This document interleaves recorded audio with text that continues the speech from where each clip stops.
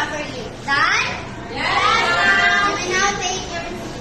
Thank you, Mom. Now, I have a classroom rules for you to be followed. Understand? Yes, Mom. First, where is your eyes? Grade 1. Your eyes is you need to focus on me.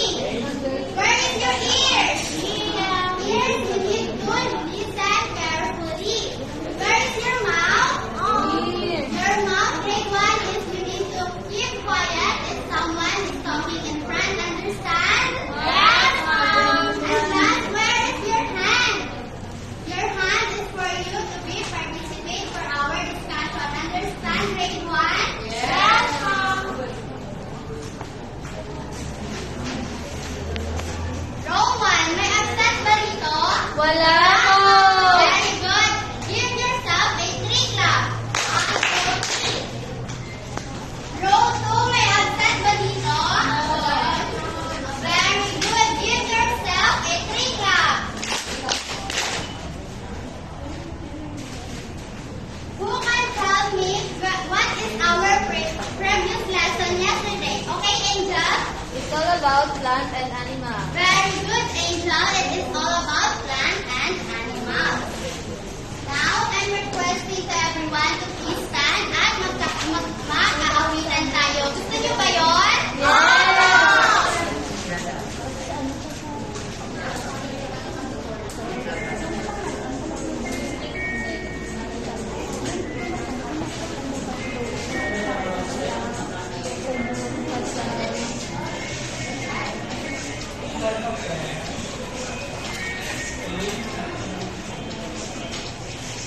Edison, who are you? I am the one that is good for you.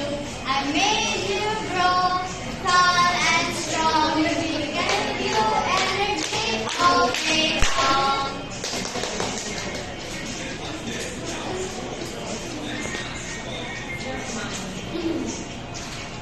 Clownfoots, who are you? I am the one that is bad for you. I made you weak and very sick. You became lazy and no more kids. Very good, grade 1. You may now take your seat.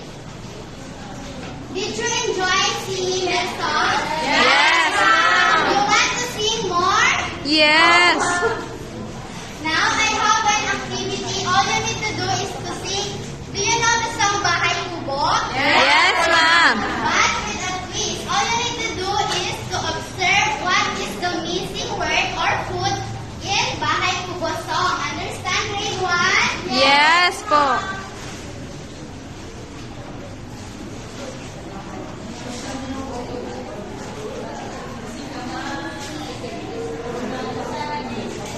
One, two, three, go sing! Bahay kubo, kahit munti, ang halaman doon ay sari-sari, french fries at talong, sigarilyas at mani, sitaw, bataw, batani, candies, patola, okot, kalabasa, at saka meron pang chocolate, mustasa, sibuyas, kamatis, bawang at luya, sa paligid